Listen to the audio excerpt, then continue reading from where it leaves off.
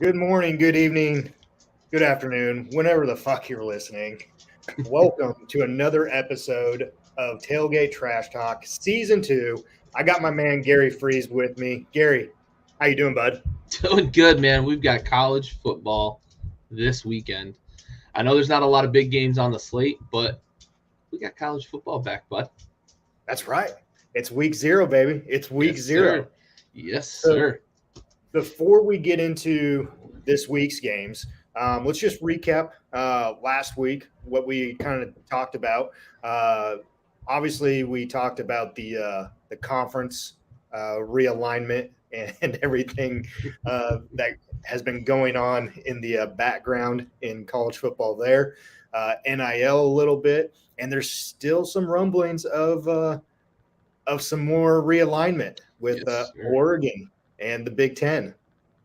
Yeah, I think we're leaning farther and farther into the super conference thing.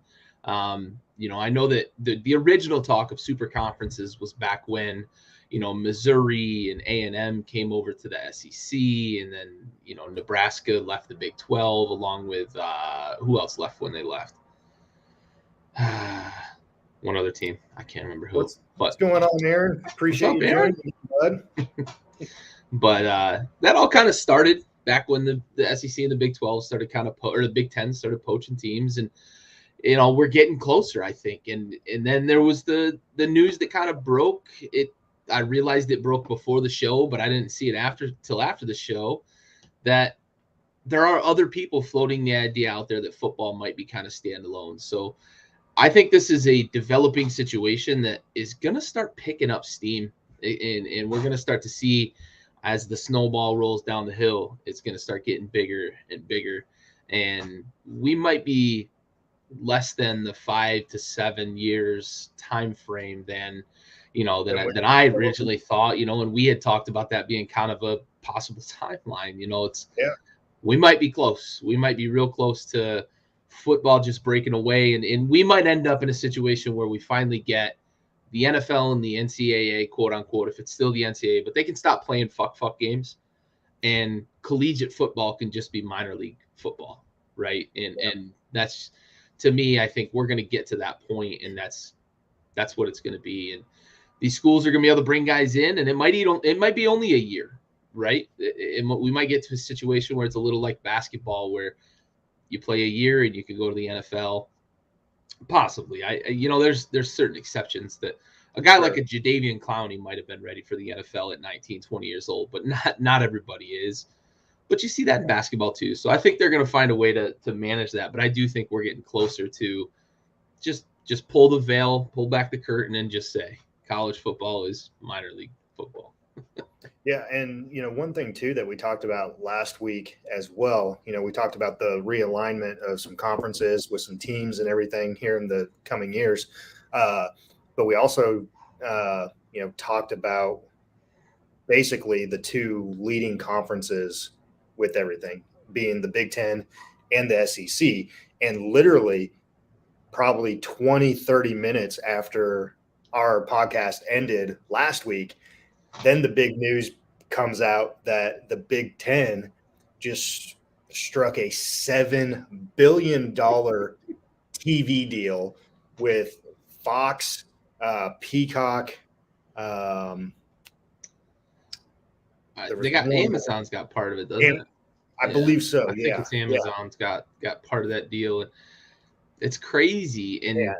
whew, ESPN's got to be sweating a little bit, because I know Herb Street was on the McAfee show recently talking about that, and they've still got the rights for about 2 years. But after that 2 years, they're losing a big part of. I mean, the ESPN family broadcasts a ton of Oh yeah. Big Ten football, and now you're kind of Yep. in a situation where you might not have the big name. I know the SEC is still part of the ESPN family, but having that Big Ten But for how slate of long? games as well. But yeah, Yeah. right. Is the SEC going to get a new TV deal? Yeah. I mean, they're going to look at what the Big Ten's doing and say, "Whoa, whoa, whoa." Well, and if you, the one thing that the SEC I think has going for them is look at the national champion the last 10 years. Okay. Yeah. I mean, and so that can be a big driving force. The NIL money, where's all that? What are the schools, with the biggest NIL deals? The top recruiting classes. What schools have had the top recruiting classes? And you have the Georgia, the Texas A&M, Alabama, right up there. So that can be a big driving factor in moving forward with some TV deals here as well. Yeah, for sure. And you talk about football hotbeds in America. You've got Florida, you've got Texas, you've got California, and then there's some states will make an argument that they've got good football. The Northeast has a little bit. Some of the Midwest folks, they put out a lot of the big corn-fed offensive linemen that are driving a lot of these these offensive lines. But the SEC right now has two of those essentially on lockdown: Florida and Texas, because not only is A&M in the SEC, but we know that Texas is eventually moving to the SEC as well, along with Oklahoma. Oklahoma's another one of those kind of football-ish hotbeds of, high school football, producing a lot of high caliber athletes as well. So the SEC's got two of those hotbeds locked down.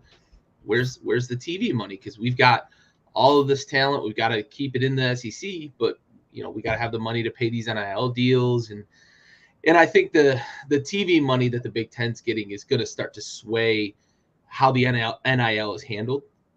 Some schools are doing it right now with these, what they call them, the collectives. I think we're going to see a lot more schools and conferences also with collectives to give incentives to these players as they come into play for not only just the Big Ten, but also for these schools. Yeah, yeah. And, I mean, Oklahoma has. I'll get back with you on that, Gary. But yeah, Aaron, Oklahoma steals all the Texas boys. You can make an argument that they're getting the leftovers that maybe A&M is not getting, but that Texas is not getting. UT has not recruited the state of Texas since Mac Brown left, really. And even at the end of Mac Brown's tenure, they weren't winning in the state of Texas like they were for a long time. And it shows in the results on the field. Texas hasn't been prominent in a long time. So yeah, absolutely. So I want to get your thoughts on this real quick. And it's going back to conference realignment and the TV deals. Okay. So last Wednesday after our episode, the Big Ten TV deal came out. Okay. A couple days later, or if not the next day, then there's the talk of Oregon joining the Big Ten. So how much? So let me pose this question to you here. How much do you think that Oregon and the Big Ten are really in talks of seeing if Oregon is a good fit? They're in the last stages of said talks. And it goes back to what you asked last week, and I hadn't thought about it until you asked it, but how much did Link know about USC moving when he came over to USC, right? I assume, that he was informed. I have to assume that Oregon knew there was this big money contract coming, because what does Oregon have? They've got all that Nike money. Or here's my other question. How much of a driving factor was that price negotiation for the TV deal to be like, okay, you bring Oregon in, here's the number? Oh, sure. I can imagine that was part of it as well. They're playing it, Yeah. Just getting more and more brand names, right? Because Oregon's got all that Nike money. USC is USC, and looking at it from that perspective. Yeah, absolutely. You've got the city of LA, and now you've got Nike up there in Eugene. Of course, the Big Ten and any TV partners want to see that, because what does everybody know Oregon for? The flash on the television screen, right? All the jerseys, the helmets, all that stuff. That's a big thing for the TV personnel to be able to promote. We see it in the Big Ten with Maryland, where Maryland's not a great team, but everybody knows that Maryland's got all the crazy Under Armour uniforms. So for sure, I think you're absolutely right that this is the last stages of Oregon making the transition into the Big Ten for sure. Yeah, and and we talked last week about if it's not done before, week 0, probably won't see it happening during the season. On this one, though, if it doesn't happen by the end of this week, I think this one would I think this one would be during the season. I think so. I agree with you. I think this was their way of kind of wedging it in before week 0 to say this is going on, and during the season, this transition will probably happen. Yeah. Well, and I agree. And also too, and you and I touched base on it last week as well after the podcast. But it's news, especially with Fox being a TV partner here. What news did they come out with on Friday afternoon, late afternoon, early evening? I don't know. Urban Meyer will be back on the Fox show on. Yeah, that's right. I forgot that. Yep. Back in the Big Ten, back doing Ohio State games, of course. Yeah. Fucking Urban Meyer. Aaron, ESPN should get the Manning brothers on some SEC. Absolutely. Listen, on that note, McAfee's doing some games with Omaha Broadcasting this season, so he's going to be doing some simulcasts. So Peyton is getting into Peyton and Eli. He announced it on the show. They haven't made a huge kind of to-do about it yet. They've got a couple of games slated, but yeah, he's going to be doing some simulcasts on. It's going to be fun, though. Yeah, it's going to be put together by Omaha Broadcasting, Peyton and Eli's, or Omaha Productions, whatever it is, but their production company is going to be putting them together. So McAfee's going to be doing some simulcasts. I assume, I don't know for sure, but I assume we'll probably see Peyton and or Eli at times joining said simulcast. And Aaron, I've been a big hater on the Mannings. That whole family kind of just gets under my skin. Start with Archie being overrated and Peyton just being an asshole, and I don't like him. And Eli is Eli. The giant. Yeah. But honestly, like, I turned a corner with what they did on TV with the games. I thought they were pretty good. So I understand where Aaron's coming from, and it is interesting to see, McAfee signing that deal potentially. Yeah, Aaron. But potentially seeing the Mannings doing some college games. So would be interesting. Cool. Yeah, good deal. Okay, so that was just a recap of what we talked about last week with a few new items that kind of came right after our podcast ended last week. So we touched base on the top 10 for the AP top 25 poll. So we're going to run down 11 through 25, and then we'll get into some week 0 matchups and go from there. So Gary, number 11, Oregon. So let's do 11 through 15 here. Let's just run through the next 3 rows here. Oregon 11, Oklahoma State 12, the Wolfpack at 13, SC at 14, and Michigan State 15. Do you like where this is? I think we're going to agree here, because I heard the inflection of your voice when you said SC at 14.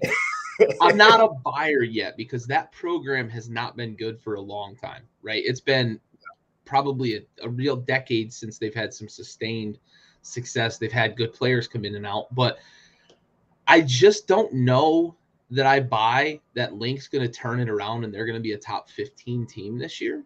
I think in year 2 and 3 is when I would expect that, when he starts to get his guys in, starts to get his system in place.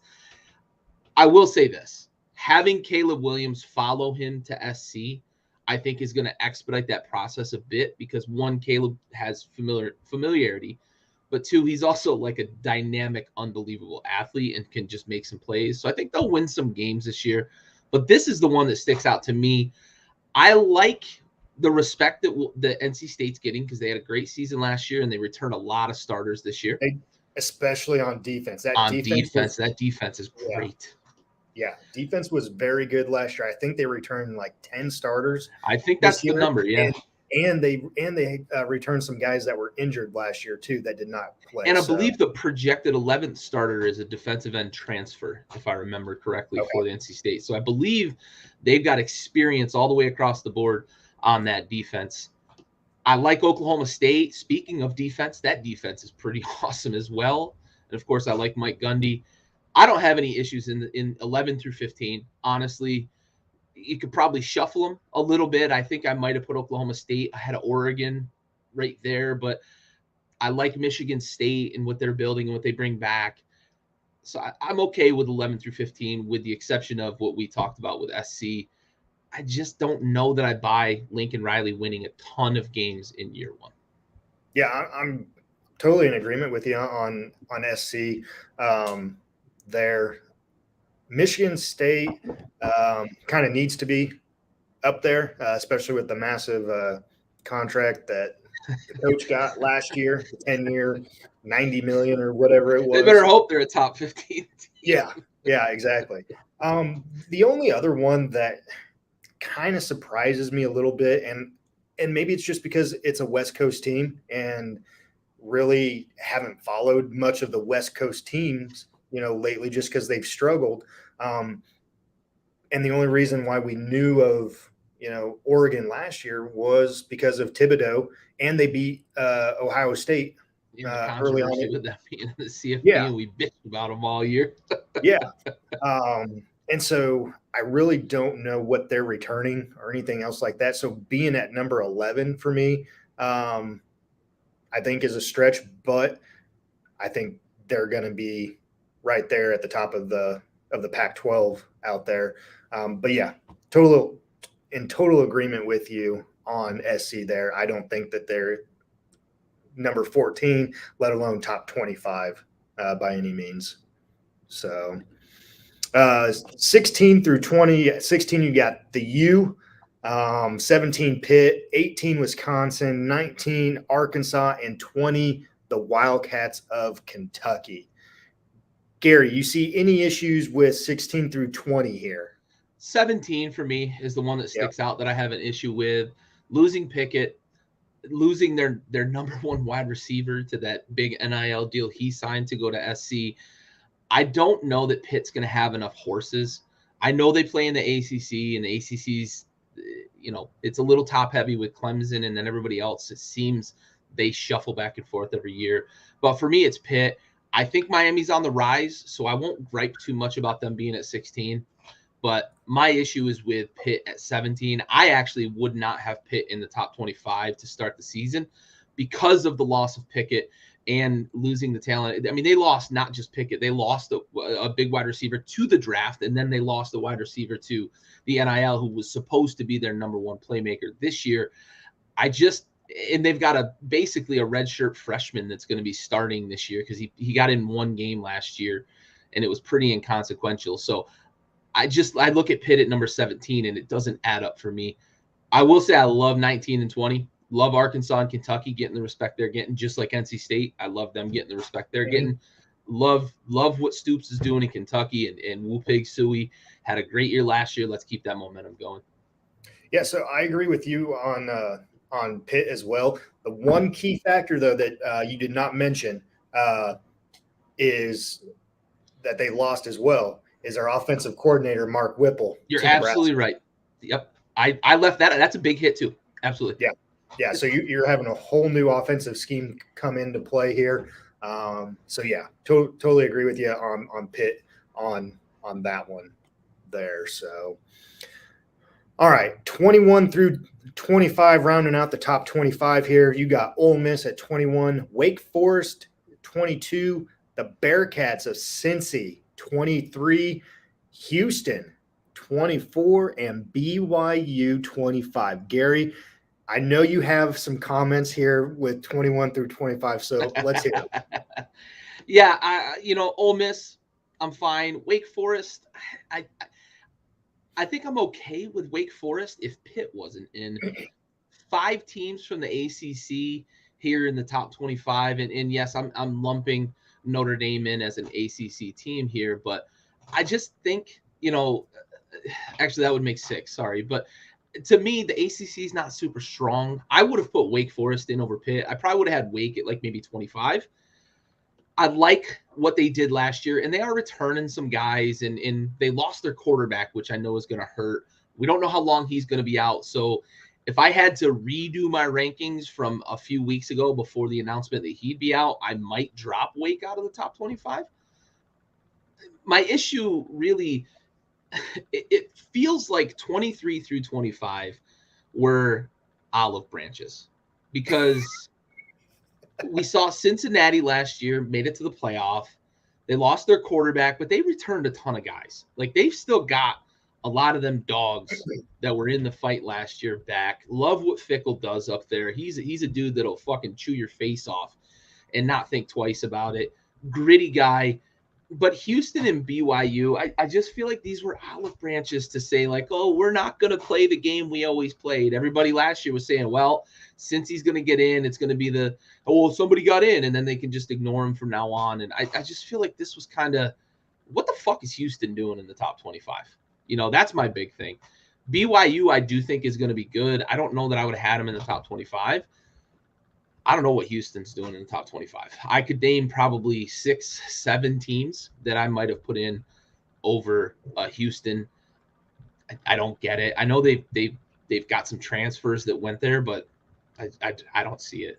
I don't see it with Houston. So I've got some issues here at the bottom, and I think the AP voters were just kind of throwing names out there to say, oh, I'm not going to forget about the little guy. Yeah. Yeah, so my issue with especially Cincy, like you mentioned, yeah, they lost their quarterback, but they return a lot of people, okay? They made the playoff last year. You have Clemson at number 4. You have SC at 14. You have some of these, you have Pitt at 17, who lost a ton more than Cincy did. Like, it just, I'm with you. It doesn't make sense for Cincy to be at 23. I would have probably had them top 15. I was just gonna say, I look at it, they're top 15. I could see maybe 17 or so. I mean, between 14 and 18, you're kind of rack and stacking. So for me, I think I would have had them 15 or 16. Okay, so let me ask you this, and you mentioned it just a couple minutes ago. You can see some teams that should probably be in the top 25, other than some of these other teams. Give me a school that you're high on that should have been in the top 25.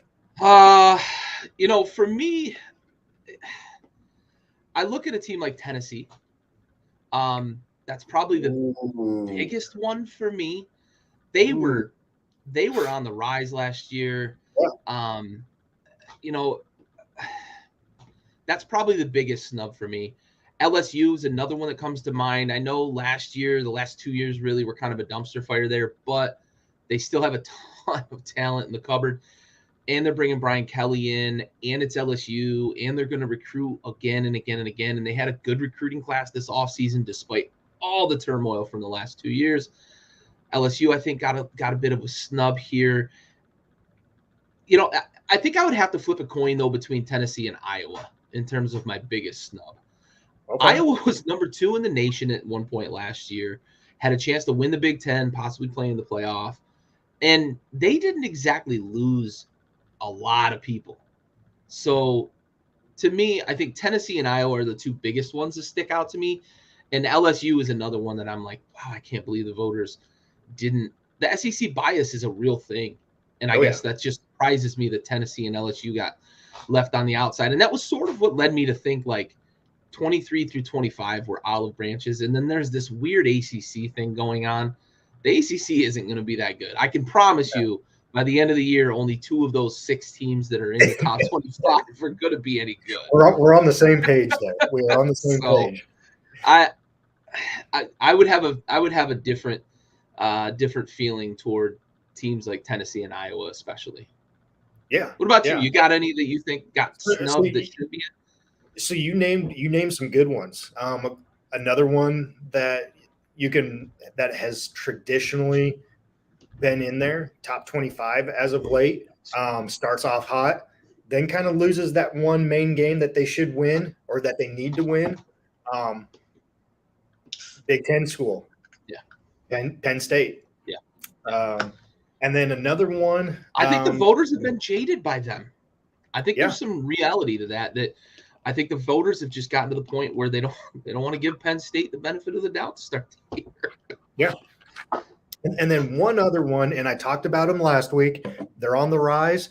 QB transfer, hoping to come in and get things going for them.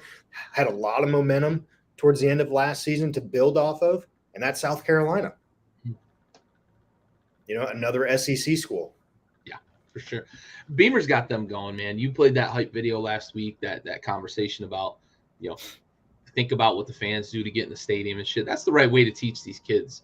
Yeah, and get absolutely. them pulling in the same direction for sure. So yeah, I think South Carolina's got an opportunity to be a dark horse and potentially finish, somewhere near a New Year's Six bowl, right? They win enough games, they could be a top 10, top 15 team. Mm-hmm. So it's always a tough schedule in the SEC, but what South Carolina has going for them is they play in the SEC East. So yeah. Yep. They don't have to play Bama and Auburn and LSU and Texas A&M and Arkansas and all those teams in the SEC West every single season. So if there's a side of the board to be on in the SEC, they're on the right one. Yep, exactly.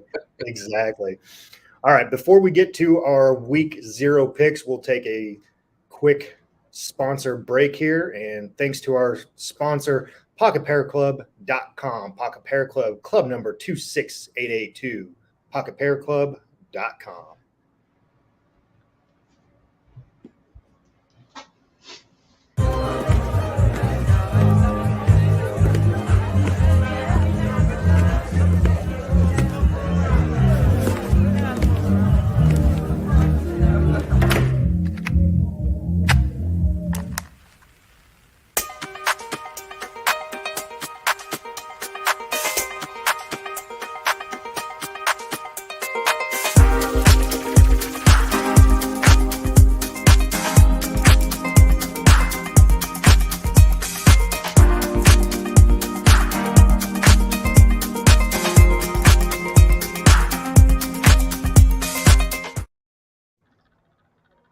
All right, that quick sponsor break was brought to you by PocketPairClub.com. Pocket Pair Club, club number 26881. PocketPairClub.com for all of your gambling needs.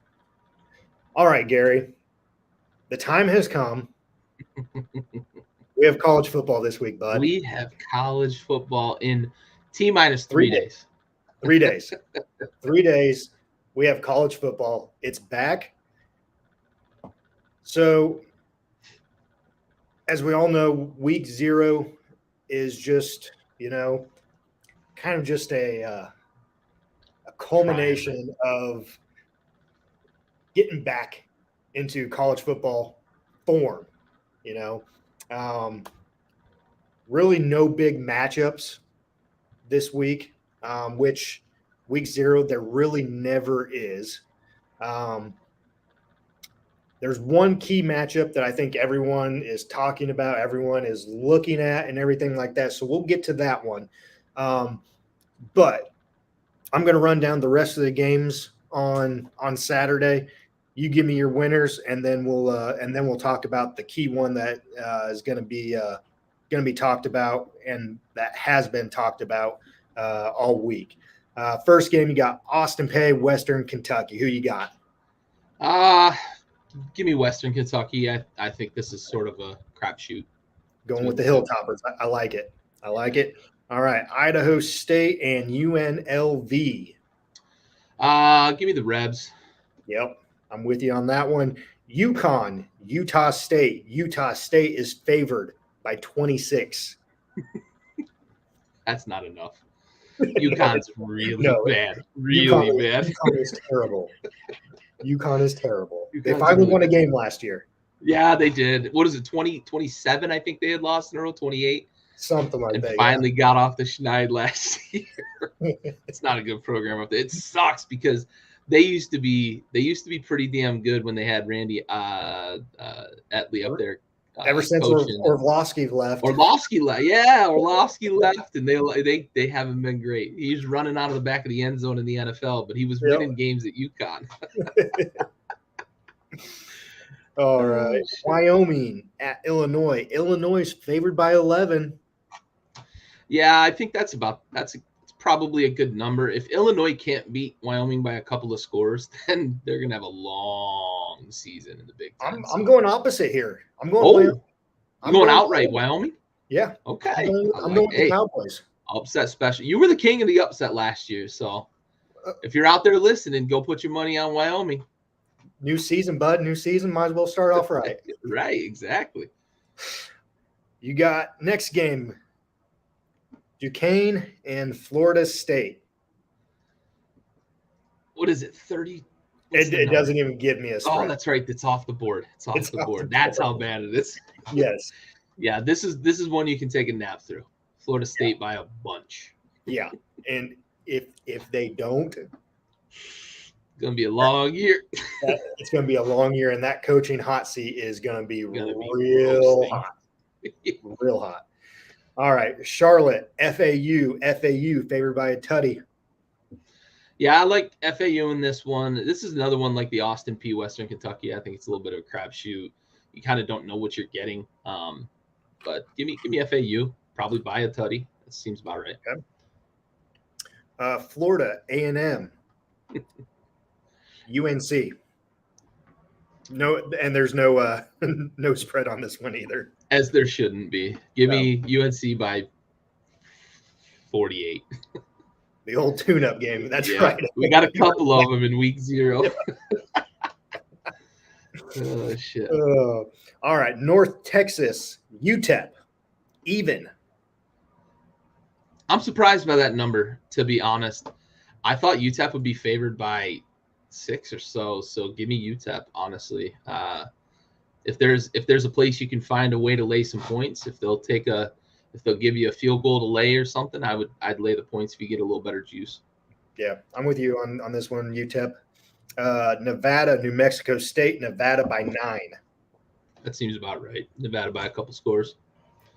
Yeah, I'm going opposite on this one. I'm going New Mexico State. Okay. Going New Mexico State. The Aggies going to upset them? Yep. All right. Yeah, at home, bud. It's at home. That's true. That is a difference maker. Yeah. Okay. All right. Last game before we get to the main one. Vandy going to Hawaii. Vandy's favored by 8. They're not winning. Vandy's not winning? No. Thank you. Hawaii's a tough place to play. When you're an average team, Vandy's not great. Give me Hawaii in the upset here. 8-point upset. You get some good juice on that. You're getting like absolutely 3-1, 2.5-1. So yeah, I'm with you on that one. Hawaii. Yeah, for sure. give me that upset special. Yep. All right. The main game that everyone's been talking about: Nebraska Northwestern in Dublin, Ireland. Nebraska's favored by 13. This is a noon kickoff on Fox. Who you got? I've got Nebraska in this. I don't know that I'm laying all of 13. I just think overseas, I think it's going to be a little bit of a tighter game, but I do have Nebraska by like a tutty. I just think it's going to be one of those weird games. We see weird games when the NFL plays in London too. These neutral site games can be a little goofy, and you're going overseas. I like Nebraska. I hope, as we were kind of talking before the show, I hope that Scott Frost has his guy at quarterback and they stick with him, because he's already kind of alluded to, well, we might have more than one quarterback take snaps. He also said like specifically like he's going to take the first snap. Like, why do you have to specify he's going to take the first snap? So I think there's a little bit of in the back of Scott Frost's mind, he's kind of playing the quarterback carousel. But for a guy that we've talked about it on this show, that it feels like he is on a warm seat. It might even be a hot seat this year. I know he's the beloved son, and he's going to get the benefit of the doubt there in Omaha, but or Lincoln, I mean. But give it up with the quarterback carousel, make a decision, stick with a guy, go with it. I think they're going to get enough in game one here that you'll see some consistency there at quarterback. I see this as a little bit of a bounce back year for Nebraska. Honestly, I think we're going to see better football out of them. I don't know if I'm hoping against hope. I don't know. Am I crazy, Stowe, for thinking they're going to be better this year than they've been the last couple? You're a true Husker fan then, bud. True Husker fan. Maybe I am then. So, okay, before I touch base on Nebraska, let's look at Northwestern. Pat Fitzgerald. Like Fitzies. Yep. Last year they were terrible. Okay. The coaches have picked them to finish second this year, and Nebraska 14th. Historically speaking, if you look at Pat Fitzgerald's teams, if they have a terrible year, they usually bounce back and have a good year and are in the contention of the Big Ten championship game. So last year was a shitty year. Here's the next year. So what kind of Northwestern team are we getting this year? Are we getting the good one that, that historically speaking, they're going to bounce back and have a good year? Honestly, I think Northwestern is definitely going to be better this year than they were last year. I hope they are better against Nebraska in this game. Nebraska, on the other hand, you mentioned Scott Frost being the golden child and the seat possibly being warm. It's not warm. It's been hot. It is hot. It's starting off hot. And I think that's where the coaching or the quarterback carousel is coming into play because he knows he's on the hot seat. And so if he needs to, he will be making changes. You think he's going to coach a little desperate? Yeah, desperation coaching in some aspects. He made the comment earlier or last week actually about Raiola being the new offensive line coach and having those boys, in practice throwing up 15 to 20 times a game, and everyone blew that out of proportion. Or I'm sorry, a practice. Let's be honest, they're not throwing up 15 to 20 times a game. It's tongue in cheek here. Right. You're working them hard. Yeah, they're working them hard, which they need to. Okay, because Nebraska's offensive line production last year, there was none. It was abysmal. Okay, so yeah, they need to bring someone in and get those boys into shape and fight in those trenches because that's where the battles are won. Battles are won in the trenches. And if you saw Twitter or anything else like that this week, you saw Scott Frost sliding down the stair rail, the chair rail there, or whatnot, like a freaking high schooler.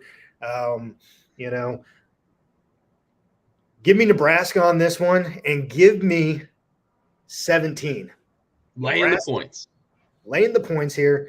Nebraska is going to go out this year. I think they are going to have a better year. I think also with the quarterback transfer and Casey Thompson, you saw what he did last year, especially against Oklahoma. To me, this is a true quarterback that Nebraska has had in a long time. I'm not dissing on Martinez or anything else like that because he was a highly touted quarterback coming out of California when he was a freshman and everything else like that. But I think this is more of a true quarterback than Nebraska has seen in a long time. And so I think with that and bringing in Mark Whipple, who you saw the numbers that he did with Pickett. That's such a big get. Big get. I think Nebraska is going to be airing it out about 40, maybe 50 times against Northwestern here. And that's saying something for Nebraska. You're kind of going back to the Bill Callahan era when he brought in that West Coast offense and they got away from the running game. Yeah. So I think you could see a bit of Nebraska look like the Blake Bortles UCF team when Frost was down there and they had a true quarterback. And I know Casey Thompson's a lot more athletic than Blake Bortles, not to completely diss Blake Bortles' athletic ability, but he's got that similar skill set with throwing the ball. And we saw what Scott Frost could do down there with a couple of undefeated teams, and one that they claimed a national championship with. When he had somebody under center, you mentioned Martinez. Martinez was always a dual threat guy, but he was always kind of a run first guy. Yeah, absolutely. Whereas I think Frost in that offense, and especially with Mark Whipple calling the plays and mentoring a quarterback, what he did with Kenny Pickett completely changed his trajectory to the NFL. I think you could see similar here with Casey Thompson and Mark Whipple, that combination. So yeah, for sure. I agree with you. I think having somebody who resembles a true quarterback for the first time in a long time is going to go a long way for that Nebraska offense. Yeah, absolutely. Absolutely. Didn't they get they got one, was it out of Oklahoma, or it was one of the Big 12 schools that they got a transfer wide receiver from, right? Yes. Big 12. Yeah. Yeah. And then they had the coldest doing air conditioning commercials, dude. Baby, how awesome is that, man? That's the best one. Yeah. Dude, you got that name. You right there. Doing AC commercials. Oh yeah, the coldest. That reminds me of the Key and Peele skit too. Yes, man. I saw that. I sent that to my buddies in the Husker group chat, and they were dying. Yep. Oh man, I'm the coldest. Yep. Aaron, yeah, man. I mean, every year, it's just, Husker football. That's our team. That's our major league team in Nebraska. So yeah, always hope, and until there's not anymore, and then it's like, let's move on to next year. But got to continue that sellout streak at Nebraska as well too. So I think this is I truly believe that with the changes Frost has made, that this is the year that they bounce back. And I see a 7, 8, maybe 9-win season here for Nebraska. I haven't looked at their whole schedule. I like what they've done in terms of focusing on bringing in some weapons to complement getting Casey Thompson and giving Mark Whipple, some tools to work with. But 7, 8, 9 wins, yeah, sure. I might be a little more aggressive, but I haven't looked at their schedule. So they don't play Ohio State. They play Wisconsin. They play Michigan. They play Oklahoma out of conference. Oklahoma. Here's the bad thing about their schedule. Okay, usually, if you go and play a game overseas, you would like to have the next week as a bye. They don't have a break until after Oklahoma.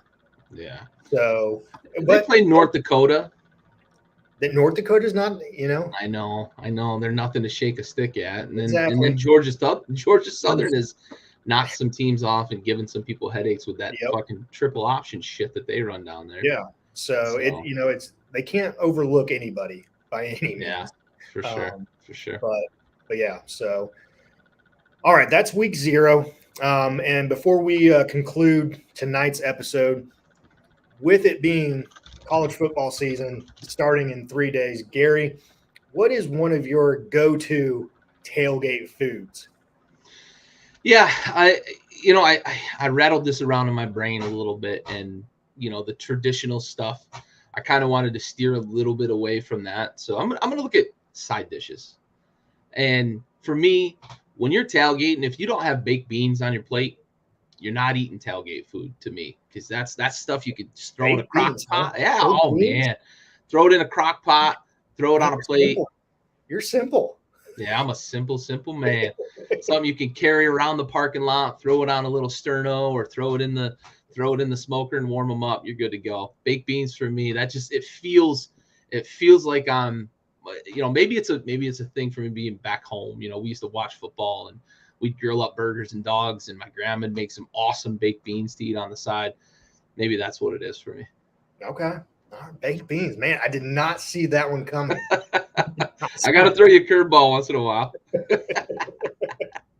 Man. Oh. What about you, bud? So for me, when I think college football or football in general, tailgating, two things come to mind for me, okay? Little weenies. Oh, yeah. That's another good finger food right there. Yeah. Or toothpicks and little weenies and just yeah. Or jalapeno, bacon wrapped jalapeno poppers. We're on Absolutely, bud. Absolutely. That's another great finger foods are awesome for tailgating for sure. You got a beer in one hand, you're grabbing a fucking popper in another. Yeah, they're simple to make. It's bacon. You can't go wrong with bacon. Anything with bacon. Yeah.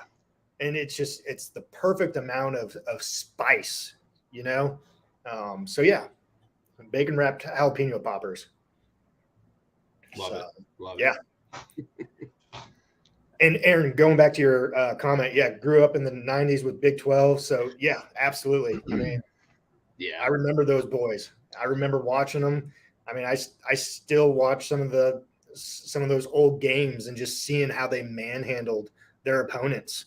And, even when, you had the Washington Huskies, you had Oklahoma, you had Texas, you had some of those others, Colorado, those schools that were in the top 5, and Nebraska would be playing them, just them dominating those teams back in the day. And it started with those front guys, and, went down from there. And so, yeah, I wish Nebraska could get back to some sort of prominence, like they were. So, but Gary, college football starts in 3 days, bud. Yes. Let's fucking go. So glad to be back with some games on the slate. Yes, Did sir. a good job holding it down in the off season, putting some news out as we went. A little bit of conversation. We had some drama this off season that helped. We did. Yeah. For sure. And absolutely. We've got actual football games on the horizon. Yes, sir. Yep. That's right. Aaron was watching last night. We were joking about Let's Ride a lot last night. Fucking Russ. Nice. Oh, and hey, for those that are watching tonight that didn't see last week's episode, Gary and I were going on the road this year. We're first game of the season that we're going to go to is in Blacksburg, Virginia, Virginia Tech, West Virginia, September 22nd in Blacksburg. We're going to be podcasting from our tailgate right there, and then going from there, going to Tennessee, Alabama. So we got 2 games slated so far. We're looking to add a third, and we're looking forward to it, bud. Looking forward to it. Looking forward to meeting a lot of people this year. If you're in those cities, man, come out and say hi. Especially if you're at the games, come say hi. Yeah, we'll have some swag on site, and love to see you guys out there. Absolutely. Gary, college football starts in 3 days. Appreciate you joining again, bud. Yes, sir. Appreciate you.